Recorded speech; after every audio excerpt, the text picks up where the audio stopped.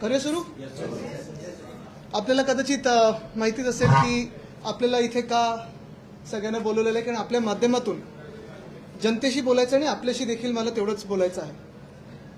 काल रात्री की आज सकाळी माझ्यावर काही गुन्हे दाखल केलेले आहेत, माझ्यासोबत माझ्या सहकाऱ्यांवर काही गुन्हे दाखल केलेले आहेत. आणि हे गुन्हे कशासाठी आहेत तर मुंबईकरांसाठी लढण्यासाठी आहेत, मुंबईकरांच्या हक्कासाठी लढण्यासाठी आहेत. जो डिलाई रोड ज्याची साधारणपणे 100 ते 120 मीटरची एक लेन गेले 10 दिवस तयार असून बंद ठेवली होती. का तर इकडच्या घटनाबाह्य खोके सरकारला उद्घाटन करायचं वेळ नाहीये.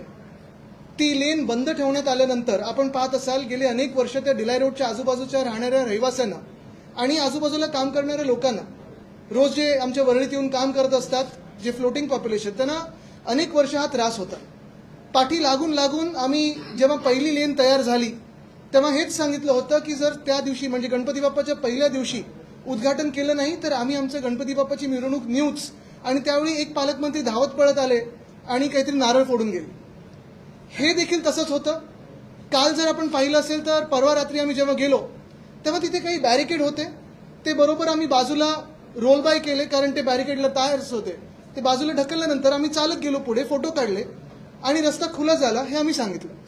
पण हा रस्ता डिलाई रोडचा ही दुसरी जी बाजू आहे ती साधारण 10-15 दिवसापासून तयार होती, रंगरंगोटी झालेली, लेन मार्किंग झालेले, लोड टेस्टिंगसाठी पण आम्ही थांबलो कारण बीएमसीचे काही टेस्टिंग पॅरामीटर्स असतात. हे सगळं झाल्यानंतर आता उद्घाटन कधी करायचं वेळ मिळत नाही म्हणून ही बीएमसी थांबली होती आणि आम्ही काल परवाकडे अभिमानाने उद्घाटन केलेलं आहे.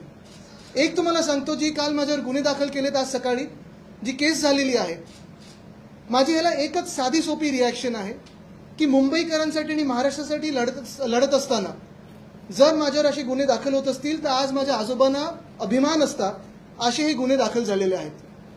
कारण मुंबई आम्ही लुटू देणार नाही, महाराष्ट्र आम्ही झुकू देणार नाही. हे जे सरकार चाललंय आपल्याला माहिती आहे, हे बुलेट ट्रेनमधून येणारं जाणारं सरकार आहे. बुलेट ट्रेन झाल्या झाल्या हे पलीकडे जाणारं सरकार आहे, जिथे वर्ल्ड कपची फायनल होईल तिथे सरकार जाऊन बसेल आता. पण मूळ मुद्दा हाच आहे की जे काही गुन्हे दाखल केलेले आहेत, अतिक्रमण वगैरे, मला वाटतं पहिले गुन्हे जे दाखल व्हायला पाहिजेत ते जे 2 पालकमंत्री आहेत, एक बिल्डर पालकमंत्री आहेत आणि एक दुसरीकडचे पालकमंत्री आहेत, जे बीएमसी मध्ये जाऊन अतिक्रमण करून बसलेले आहेत, त्यांच्यावर गुन्हे का नाही दाखल झालेले.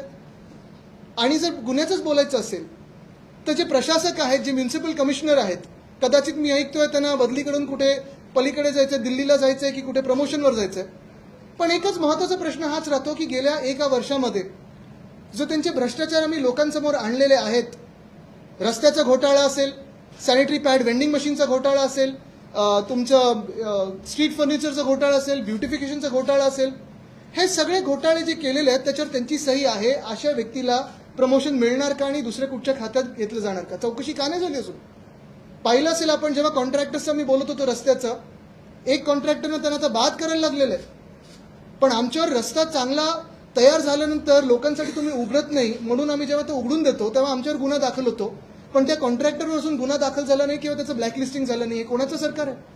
बिल्डर आणि कॉन्ट्रॅक्टरचं सरकार आहे. दुसरी गोष्ट, सॅनिटरी पॅड वेंडिंग मशीन, आपल्याला माहिती आहे ते काम थांबलेलं आहे, पण तरी देखील कॉन्ट्रॅक्टरला ह्यांना पैसे द्यायचे का तर 23,000चं मशीन हे 76,000 रुपयाला घेतात आणि तरी देखील अजून ब्लॅकलिस्टिंग होत नाही. स्ट्रीट फर्निचर, आम्ही हा घोटाळा आपल्यासमोर आल्यानंतर राज्यपाल महोदयांसमोर आणल्यानंतर हे काम तरी देखील थांबलंय, पण अजूनही प्रयत्न चालू आहे की 22 कोटी त्या कॉन्ट्रॅक्टरला द्यायचे. म्हणजे गुन्हे जे सत्यमेव जयतेच्या सोबत उभे राहतात त्यांच्यावर दाखल केले जातात, पण सत्तामेव जयते किंवा कॉन्ट्रॅक्टरमेव जयते जे बोलतात त्यांच्यावर गुन्हे दाखल केले जात नाहीत.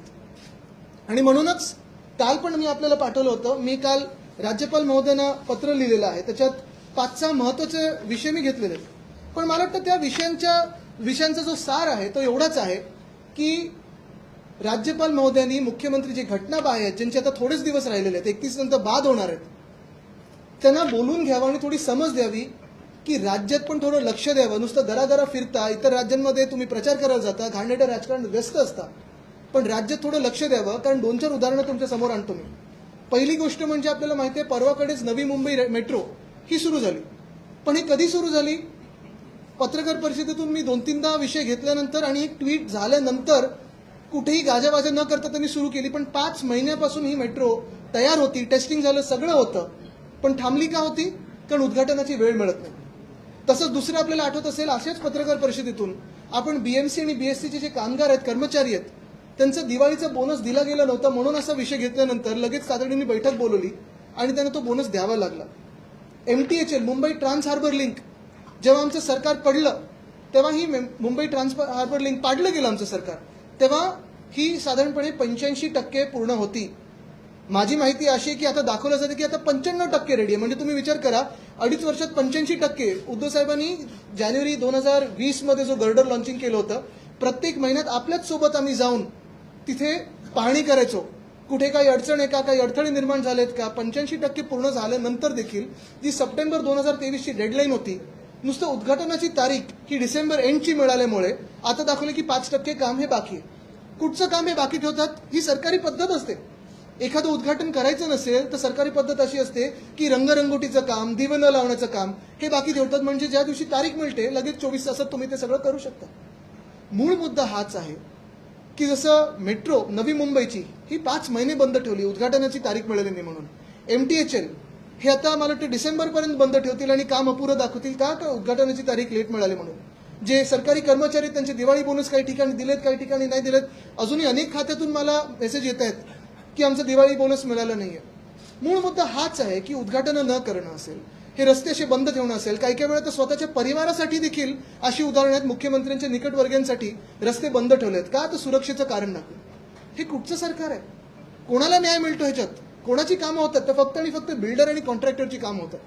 आणि म्हणून कालच मी राज्यपाल महोदयांना पत्र लिहून विनंती केलेली आहे की जे घटनाबाह्य मुख्यमंत्री त्यांच्या आता 1-1.5 महिना राहिलेला आहे सरकारचा कार्यकाळचा, त्यांना बोलून समज द्यावी की जेवढे दिवस सरकार आहे तेवढे दिवस कामावर लक्ष द्यावं आणि काम करावं. मला वाटतं हे 2 महत्त्वाचे विषय आज आपल्यासमोर आणायचे होते. मला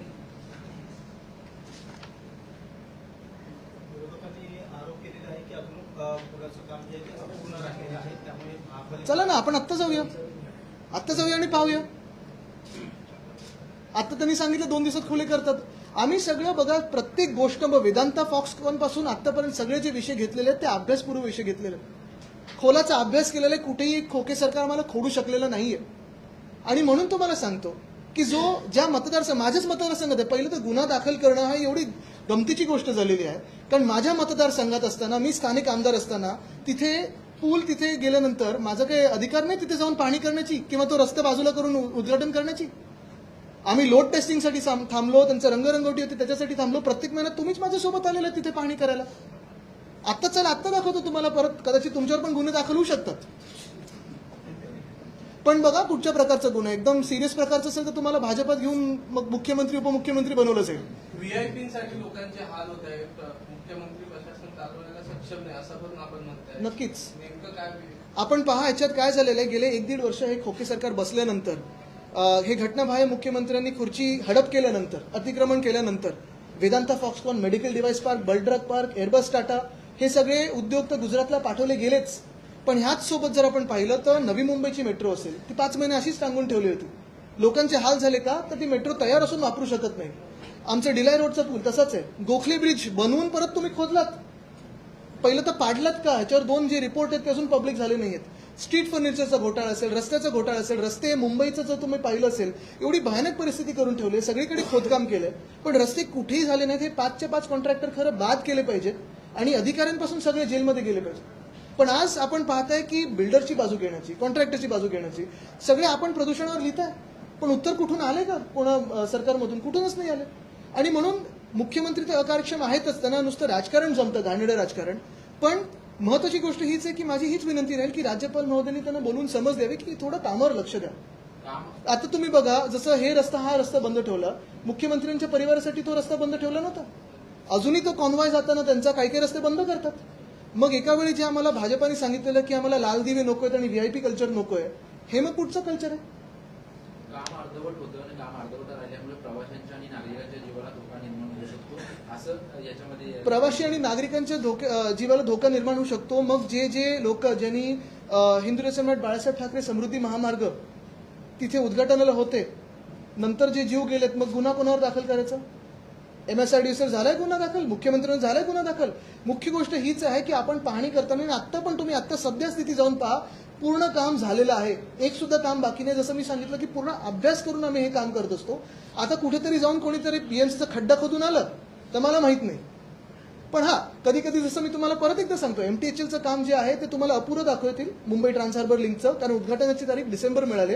ते सांगतील लेन मार्किंग नाही झालंय, लोड टेस्टिंग बाकी आहे. ह्या सगळ्या गोष्टी हे नाटक असतं.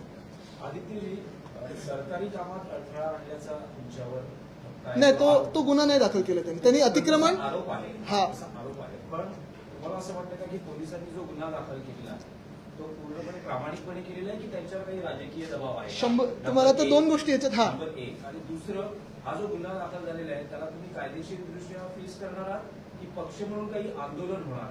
ह्याच्यात पहिली गोष्ट जे आपण सांगितलं ना, अडथळा. ऍक्च्युली जो अडथळा निर्माण होतोय तो ह्या घटनाबाहेर सरकारकडून होतोय. सरकारी कामं जी आहेत ती आपण पाहताय चालू असतात. MTHLचं उद्घाटन न होणार का, तर क्रेडिट पाहिजे.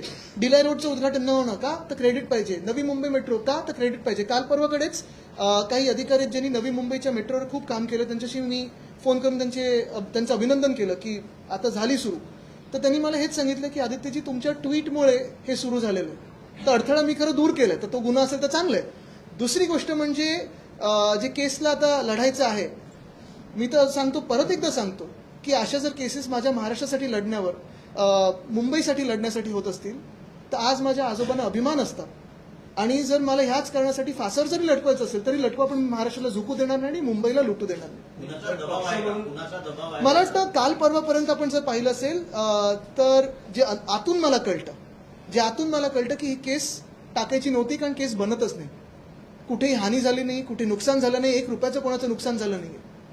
पण दबाव एवढा होता की काही CMO मधल्या जवळच्या नातेवाईकांनी असेल, लोकांनी असेल, फोन करून सांगितलं की केस टाकली नाही तर बदली करू. ठीक आहे, मला त्या अधिकाऱ्यांबद्दल सहानुभूती आहे, पण निश्चितपणे कुठेही सोडाचं राजकारण न करता जे आमचं सरकार येणार आहे, जे भ्रष्टाचारी आहेत त्यांना जेलमध्ये टाकल्याशिवाय मी राहणार नाही. आणि हे आम्ही सतत बोलतो म्हणून त्यांच्या मनात एवढी भीती बसली आहे. 2 फॉरेन ट्रिप त्यांना रद्द करायला लागले, 1 मेट्रोचं उद्घाटन करायला लागलं, बोनस द्यायला लागला. ट्विटचा इम्पॅक्ट आहे. आपले काही पदाधिकारी आज नामजोशी मागे पोलीस स्टेशनला पोहोचले आहेत, तर पक्ष म्हणून काही आंदोलन होणार? मला बोलवायचं, चला मीच येतो, आपण सोबत जाऊया. जर मुंबईकरांसाठी लढत असू, महाराष्ट्रासाठी लढत असू, तर गुन्हा काय त्याच्यात? आणि लोकांच्या हिताचं काहीतरी करत असू, कोणाचं नुकसान न होता, तर मग गुन्हा काय? मेट्रो कारशेडचं काम आदित्य ठाकरेंमुळे रखडल्याने 10,000 कोटी सर्वसामान्यांचे नुकसान झालं असं प्रतिक्रिया येते विरोधकांना. कोणाकडून? मनीषा गांधी असं बोलतायत. काय ज्यांना विषय माहिती नाही त्याच्यात उत्तर देऊ एक नको. दुसरा जो कोस्टल रोड प्रकल्प देखील आहे, डिसेंबरपर्यंत पूर्ण होईल अशी त्याची- तुम्हाला सांगतो, याच्यात टाइमलाईन अशी होती, कारण तुम्हाला आठवत असेल माझी पद्धत अशी होती, प्रत्येक आठवड्यात आम्ही MMRDAच्या ऑफिसमध्ये बसायचो आणि रिव्ह्यू घ्यायचो. पालकमंत्री म्हणून माझा तो अधिकार होता. त्याच्यात सगळे स्थानिक आमदार, खासदार, नगरसेवक, अधिकारी आणि सगळी जी यंत्रणा असायची ती असायची. त्याच्यात प्रत्येक आठवड्यात कुठे काय अडथळे निर्माण होतात का, दूर कसे करायचे, हे आम्ही सगळ्यांसमोर चर्चा करायचो. आपण पण असायचं. आणि प्रत्येक महिन्यात आम्ही व्हिजिट करायचो. कोस्टल रोडचं काम डिसेंबर 2023 पर्यंत पूर्ण होणार होतं. ह्यांनी डिझाईन बदलून एस्केलेशन करून घेतलं. का केलं हे आपल्याला माहिती असेल, पण ते झाल्यानंतर आता मला वाटतं कोस्टल रोडचं काम पण पुढे गेलेलं. वरळी शिवडी कनेक्टर हे ऑक्टोबरपर्यंत पूर्ण काम होणार होतं, ऑक्टोबर 2023, आणि सगळ्यात आधी होणार होतं MTHL सप्टेंबर 2023. पण कुठे ना कुठेतरी स्वतःचे होर्डिंग्स लावायचे, मोठे फोटो लावायचे, 25 फुटाचे कटआउट लावायचे. ह्या कामात व्यस्त असताना प्रिंटिंग झालं नसेल किंवा कॉन्ट्रॅक्टर्सचं प्रिंटिंग झालं नसेल पुरेसं, म्हणून हे रखडलं असेल. केल्यानंतर जे आहे, तुम्ही आता उल्लेख केला की अनेक कामे पूर्ण झालेली आहेत. तुम्ही मंत्र्यांसंदर्भात ट्विट केलं, त्यांचे दौरे रद्द झाले, BMCच्या कर्मचाऱ्यांना बोनस मिळाला. अनेकदा तुमच्या पक्षाकडून सांगण्यात येतं की डेडलाईन सरकारबद्दल दिली जाते, सरकार पडणार. अशाच प्रकारचं ट्विट तुम्ही देखील पुन्हा करणार आहेत का? कारण की तुमच्या ट्विटचा पायगुण म्हणा किंवा काय कामे पूर्ण होतात. चला टचवूड. पण पुन्हा पुन्हा लिहिणार नाही त्याच्यात. नाही, ह्याच्यात एक आहे, आपण पाहिलं असेल, जे आम्ही आता लढाई लढत आहोत ती सुप्रीम कोर्टाकडून आता ट्रायब्युनलकडे आलेत. अध्यक्ष महोदय त्याच्या ट्रायब्युनलचे अध्यक्ष म्हणून काम करतात. आणि हीच अपेक्षा आहे की जर कायद्याप्रमाणे केले आणि संविधानाप्रमाणे केले तर 40 गद्दार हे बाद होणार म्हणजे होणारच, आणि हे सरकार पडायला पाहिजे. कदाचित ते निर्णय त्यांच्या आता मनाप्रमाणे देऊ शकतात, राजकारणाप्रमाणे देतात की संविधानाप्रमाणे देतात. संविधानाप्रमाणे दिलं किंवा जी आम्हाला सुप्रीम कोर्टाची तारीख मिळाली आहे त्या तारखेनुसार हे सरकार बाद होणार म्हणजे होणार. आता ट्विट पण करीन, म्हणजे आता त्याचा जे परिणाम आहे तो व्हायला पाहिजे. वारंवार एक टीका होत होती की आदित्य ठाकरेंवर एक पण गुन्हा दाखल नाही. आता एक गुन्हा दाखल झालाय. आलो ना आता. हा पहिलाच गुन्हा आहे का? पहिलाच गुन्हा आहे का तुमच्या? सरकार पडल्यानंतर अजून गुन्हे दाखल होणार नाहीत, कारण आम्ही वेळच्या वेळी उद्घाटन करून लोकांची कामं वेळेत करू. काल राज्य मंत्रिमंडळाची बैठक होती. या बैठकीला 12 मंत्री गैरहजर होते आणि दुष्काळाविषयी आढावा बैठका देखील त्या मंत्रिमंडळाच्या बैठकीत होणार होत्या आणि त्यात 6 मंत्री असे होते की त्यांचे तालुके दुष्काळग्रस्त जाहीर केले आहेत. एक मला वाटतं सवय अशी की प्रत्येक बैठकीत मंत्रिमंडळाच्या पीक पाणी जे असतं त्याचा एक आढावा घेतला जातो. आणि ह्याच्यात आपण पाहिलं असेल की काल जसं मंत्रिमंडळासाठी या लोकांना वेळ नव्हता, तसंच मराठा आरक्षणाची जी महत्वाची बैठक होती त्याच्यात एक उपमुख्यमंत्रीच नव्हते, ते बाहेरगावी होते. महत्वाची गोष्ट हीच आहे की इतर राज्यात प्रचार नक्की करा, पण आपल्या राज्यात आणि कधी कधी घटनाबाह्य मुख्यमंत्र्यांच्या स्वतःच्या डिस्ट्रिक्टमध्ये, जिल्ह्यामध्ये जेव्हा एखादं काम महत्वाचं असतं मेट्रोसारखं, त्याच्यासाठी 5 मिनिटं तरी ठेवा. कुठच्या दुसऱ्या कामावर उद्घाटन करायचं क्लब तरी करा, व्हिडिओ कॉन्फरन्सिंग करा, काहीतरी करा. पण लोकांना कशाला अडचणी निर्माण करतात? आणि ज्याच्यासाठी तुम्ही हे सरकार काबीज केलंय, 50 खोके देऊन आमचं सरकार पाडलं आणि जे हडप केलं तुम्ही सरकार आणि मंत्रालय, तिथे बसून कामं तरी करा. राज्यात सध्या ओबीसी आरक्षण आणि मराठा आरक्षणावरून कुठेतरी 2 समाज एकत्र उभे ठाकलेत अशा पद्धतीची परिस्थिती आहे. एकीकडे भुजबळ वक्तव्य करतात, दुसरीकडे जयंत पाटील. काय करणार? नाही, मला वाटतं ह्याच्यात मी आत्ता जाणार नाही, कारण तो विषय खोल आणि महत्वाचा आहे. त्याच्यावर वेगळी एक पत्रकार परिषद घेणं गरजेचं आहे. पण आजचा जो विषय आहे तो मी ह्यापुरतच ठेवतो, कारण जसं मी सांगितलं ना की पुन्हा एकदा सांगेन की मुंबईकरांसाठी लढताना, महाराष्ट्रासाठी लढताना जर गुन्हा होत असेल तर मला अभिमान आणि माझ्या आजोबांना देखील अभिमान असेल, प्रत्येक शिवसैनिकाला आणि आई वडिलांना अभिमान राहील, कारण त्यांचा मुलगा हा महाराष्ट्रासाठी आणि मुंबईकरांसाठी लढतो. पूर्वसंध्येला जो वाद झाला होता त्याच्यावर मी दिले बाईट आणि सगळीकडे आलं सुद्धा. आता कुठे परत बोलू त्याचं? शिष्टमंडळ आहे नवीन दिल्लीत राष्ट्रपतींची भेट घेणार आहे. काय भेटीचं कारण आहे आणि काय राष्ट्रपती? मला वाटतं त्यांनी पत्रकार परिषद घेतली, पण ती भेट महत्वाची आहे, कारण हे सगळे जे अधिकार आहेत ते आपल्याला माहिती आहे की केंद्र सरकारकडे जाऊ शकतात, लोकसभेकडे जाऊ शकतात. त्यांनी तिकडे तो विषय मांडलेला. आपके ऊपर आरोप दर्ज किया है, सबसे बड़ा आरोप आपके ऊपर ये लगाया गया कि इलीगली आप और आपके सारे वर्कर्स ब्रिज का ओपनिंग करने के लिए गए. किस तरह से? मुझे लगता है इसमें हंसने की बात यही है, हंसी की बात कि ये सरकार ही इलीगल है, तो वो किसको इलीगल ठहरा रहे हैं? पहली बात तो ये है कि अगर आपने देखा होगा मेरे ट्वीट के हिसाब से एक नतीजा आया कि जो मेट्रो नवी मुंबई की थी 5 महीनों से तैयार थी, लेकिन सरकार के पास वक्त नहीं था उसे इनॉग्रेट करने का, उसका अनावरण करने का. तो अभी उन्होंने देखा होगा कि मेरे ट्वीट के बाद उन्होंने खुला कर दिया जनता के लिए. उसी के साथ मेरे ही जो चुनाव क्षेत्र है वर्ली, वहाँ डिलाई रोड का ब्रिज था. काफी सारे लोग वहाँ आसपास रहते हैं, काम करने के लिए आते हैं, और ये काफी सारी जटिलताएं थी, समस्याएं थी वहाँ आने जाने की, क्योंकि ट्रैफिक वहाँ भारी बढ़ता था. अगर आपने देखा होगा तो परसों रात को लगभग 10 दिन होने के बाद, ये ब्रिज तैयार होने के बाद, हमने जाके वहाँ जो बैरिकेड्स थे वो साइड में लिए और कहा कि ये रास्ता भी खुल गया है. अगर आप देखा जाए तो मेरा ही चुनाव क्षेत्र बनता है, मेरा ही अधिकार बनता है, लेकिन श्रेयवाद में मैं गया नहीं. मैंने कहा नहीं कि हमने ही बनाया कि आपने बनाया. मैंने सिर्फ कहा कि अगर मुख्यमंत्री जो इलीगल है, जो इमोरल है, उनके पास वक्त नहीं है ऐसे लोगों के लिए, कामों के लिए, जनता के लिए, तो हम जनता के लिए खोल देते हैं. अभी कल मुझ पे इस पे केस जारी कर दिए, कुछ कहा है कि ये इलीगल है, आप पे गुनाह हमने डाल दिया है. चलो, गुनाह करने के लिए तैयार हूँ, क्योंकि ये जनता के लिए, और जनता के लिए लड़ता रहूंगा. मैं इनको मुंबई नहीं लूटने दूंगा और महाराष्ट्र नहीं झुकने दूंगा. आपने कहा कि बाला साहब को गर्व होता. बिल्कुल, अगर मैं मुंबई के लिए लड़ रहा हूँ, मुंबई के लिए लड़ रहा हूँ, महाराष्ट्र के लिए लड़ रहा हूँ, तो अगर ऐसे मामले में मुझ पर गुनाह अगर दाखिल हो तो बिल्कुल उनको गर्व होगा. शिंदे बोर्ड की नेता है, उन्होंने कहा कि आदित्य ने ये पब्लिसिटी के लिए किया. अच्छा, चलो, अच्छा है, पब्लिसिटी मिल गई. तो अभी उन्होंने जब FIR दाखिल किए तो और भी पब्लिसिटी मिल गई. लेकिन आप तो पब्लिसिटी करते हो, जाओ खोल लो, आप ही पब्लिसिटी ले लो. आदित्य और काफी बोलते थे, क्या चुनाव सामने है, चुनाव के पहले क्रेडिट लेने के लिए उनका इनॉग्रेशन या उनका, आपने देखा मेरा कहीं बोर्ड?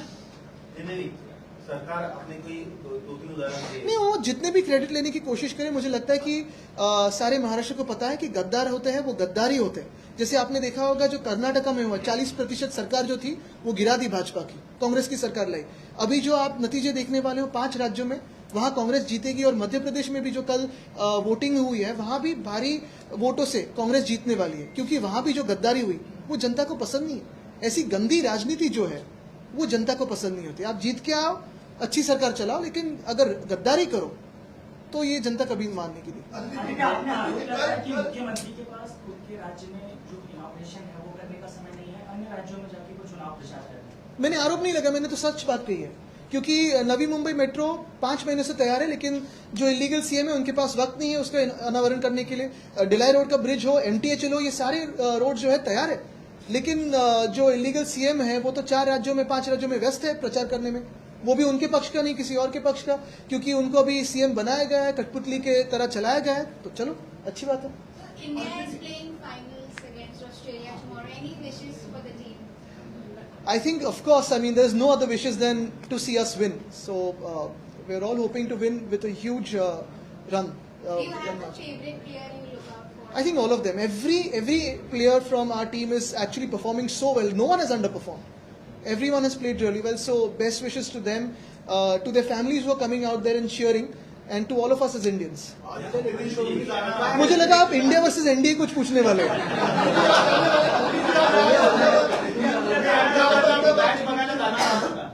तुम्ही परत गुन्हा दाखल करून घेणार आहे का अतिक्रमणाचा?